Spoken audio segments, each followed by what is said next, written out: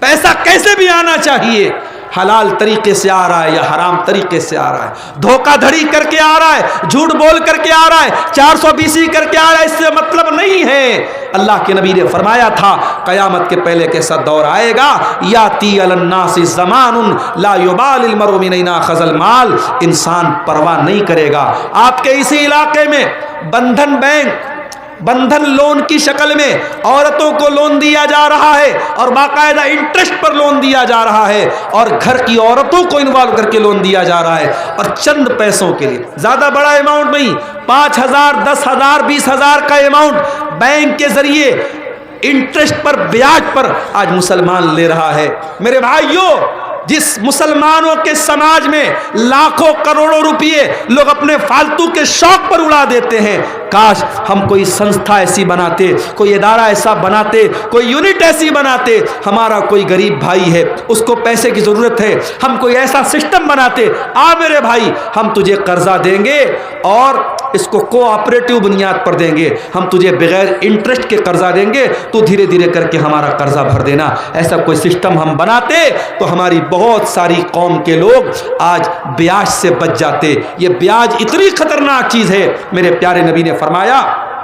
کہ اللہ کی لعنت ہو بیاج کھانے والے پر، بیاج کھلانے والے پر، بیاج کی گواہی دینے والے پر اور بیاج لکھنے والے پر، سب پر اللہ کی لعنت ہو۔ اس گناہ سے میرے پیارے ساتھیوں اپنی سماج کو ہم بچا سکتے تھے۔ اور آگے بڑھیے، آج کل ہمارا نوجوان سٹے بازی کر رہا ہے، جوا کھیل رہا ہے، ڈریم 11 کے ذریعے، آن لائن ایپس کے ذریعے۔ پہلے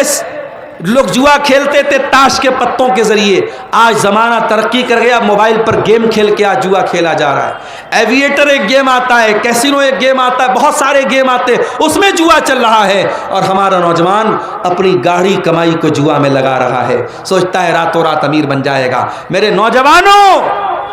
اللہ کے واسطے یہ شارٹ کٹ مت اپناؤ پیسہ کمانے کے، پیسہ کمانے کا پراپر طریقہ اپناؤ، بہت دولت ملے گی انشاءاللہ، بہت برکت دے گا اللہ تعالیٰ۔ اسی بھارت کی سرزمین پر ہمارے سامنے بہت ساری مثالیں موجود ہیں، چاہے رتن ٹاٹا کی زندگی آپ اٹھا کے دیکھ لیں، جو ٹاٹا کمپنی کے مالک تھے، ابھی حال میں ان کا انتقال ہوا، چاہے وپرو کمپنی کی عظیم پریم جی کی زندگی کو آپ پڑھ لیں، چاہے ریلائنس کمپنی کے فاؤنڈر دھیرو بھائی امبانی کی زندگی پڑھ لیں، یہ جتنے بڑے بڑے کاروباری ہیں ان کی زندگیوں کو آپ اٹھا کے دیکھیں، انہوں نے گراؤنڈ سے شروعات کی تھی، زمین سے شروعات کی تھی، کسی چھوٹے بزنس سے شروعات کی تھی، محنت کرتے رہے، ایمانداری سے لگے رہے، اپنے دماغ کا صحیح استعمال کرتے رہے اور اپنے کاروبار کو بہت آگے لے کر کے گئے۔ میرے پیارے ساتھیوں، آپ حلال طریقے سے بہت پیسہ کما سکتے ہو، حرام طریقے سے کما کر کے اپنی آخرت کو برباد مت کرو میرے پیارے ساتھیوں۔ اور آگے بڑھیے۔